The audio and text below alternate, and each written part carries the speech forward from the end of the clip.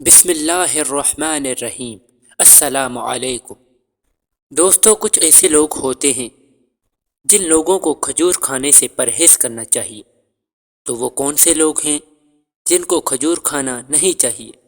بے شک جہاں کھجور کے لاتعداد فائدے ہیں، ہم آپ کو آج اس ویڈیو میں بتائیں گے ایسے فائدے جن کو سن کر آپ حیران رہ جائیں گے۔ دوستو، مگر کچھ لوگوں کے لیے کھجور موت کی وجہ تک بن سکتا ہے۔ تو وہ لوگ کون سے ہیں؟ ان 5 لوگوں کو کھجور نہیں کھانا چاہیے، ورنہ ان لوگوں کو نقصان بہت سارا اٹھانا پڑے گا۔ اسی لیے اس ویڈیو کو آخر تک لازمی دیکھیں۔ پیارے دوستو، کھجور کا درخت اکثر مذہبوں میں مقدس مانا جاتا ہے۔ مسلمانوں میں اس کی اہمیت کی انتہا یہ ہے کہ حضور اکرم صلی اللہ علیہ وآلہ وسلم نے تمام درختوں میں سے اس درخت کو مسلمان کہا ہے، کیونکہ شاکر، صابر اور اللہ کی طرف سے برکت والا ہے۔ یاد رکھیں دوستو، ہمیشہ کھجور سے روزہ افطار کریں۔ اگر کھجور میسر نہ ہو تو پانی سے افطار کر لیں، کیونکہ پانی پاک کرنے والی چیز ہے۔ کھجور اور پانی سے افطاری کو پسند کیا گیا ہے۔ اگر آپ کوئی اہتمام نہیں کر سکتے تو روزے دار کو پانی سے ہی کر لینی چاہیے۔ پیارے دوستو، کھجور ایک قسم کا پھل ہے۔ کھجور زیادہ تر مصر اور خلیجی فارس کے علاقوں میں پائے جاتی ہیں۔ دنیا کی سب سے اعلیٰ کوالٹی کی کھجور اجوا کھجور ہے، جو کہ بے شمار بیماریوں کے لیے نایاب ہے، شفایاب ہے۔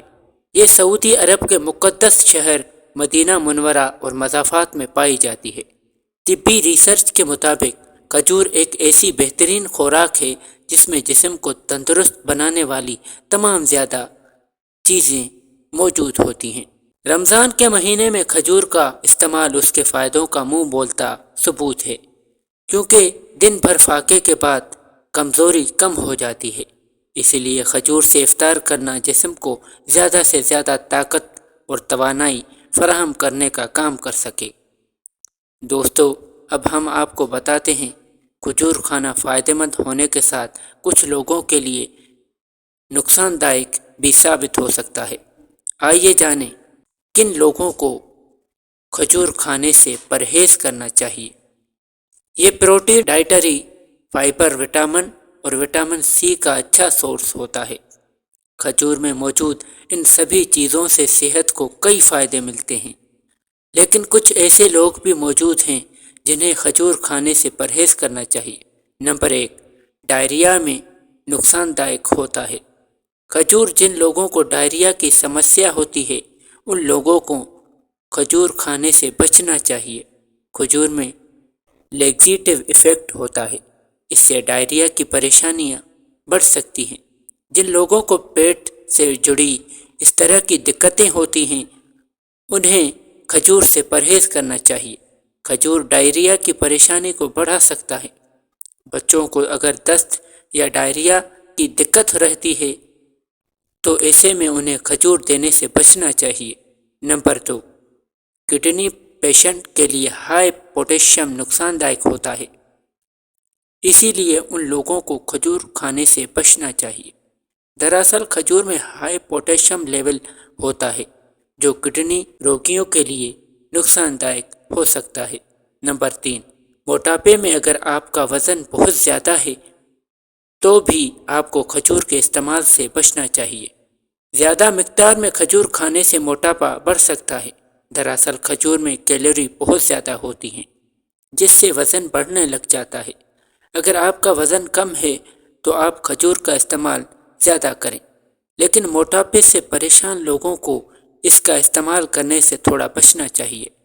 1 گرام کھجور میں قریب 2.8% کیلوریز ہوتی ہیں، جو تیزی سے وزن بڑھانے کا سبب بن سکتی ہیں۔ نمبر 4، قبض۔ کھجور صرف ڈائریا ہی نہیں بلکہ قبض کا بھی سبب بن سکتا ہے۔ اگر آپ کو پہلے سے ہی قبض ہے تو آپ کو استعمال کرنے سے اس کو بچنا چاہیے۔ کھجور آپ کے مل کو سخت بنا سکتا ہے، جس سے قبض ہونے کے چانسز بڑھ جاتے ہیں، لیکن اگر برابر مقدار میں کھجور کا استعمال کیا جائے تو اس سے قبض میں آرام مل سکتا ہے۔ کھجور میں پائے جانے والا فائبر قبض سے راحت دلاتا ہے۔ نمبر 5، پریگننٹ عورت کے لیے بہت زیادہ مقدار میں کھجور کا استعمال کرنا پریگننٹ عورت کے لیے نقصان دائق ہو سکتا ہے۔ پریگننسی میں کھجور کا استعمال اپنے ڈاکٹر کی صلاح پر ہی کیا جانا چاہیے۔ تو دوستو، کیسی لگی آپ کو ویڈیو؟ اگر ویڈیو پسند آئے تو ایک اچھا سا کمنٹ کریں اور ویڈیو کو لائک کریں اور اپنے پیاروں میں شیئر کیجیے۔ جزاک اللہ۔